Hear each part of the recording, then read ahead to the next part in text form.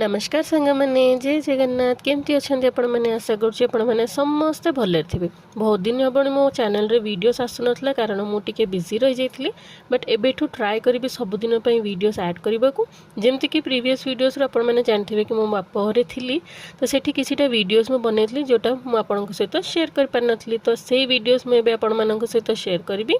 तो ये प्रथम तो मम्मी आमर बसी पड़ी रोसई करने तापर मो भाई मत वीडियो कॉल कर पचारा डाली केमती बना हुए मत टे कहीदेबू तो ताकू टे रेसिपी कही सारा पर ये माँ आमर बसी पड़ी टेस्ट करने को कारण ता सान नातुणिया जी आंध्रा स्टाइल बघरा राइस करता तो से चाखी कहला केमती कौन होती बोली तापर आउ कौन समस्त ये प्लेट्रे खाଇବା बढ़ाई जाइए गरम गरम खाଇବା तो ये समस्ते मिसिकी खाई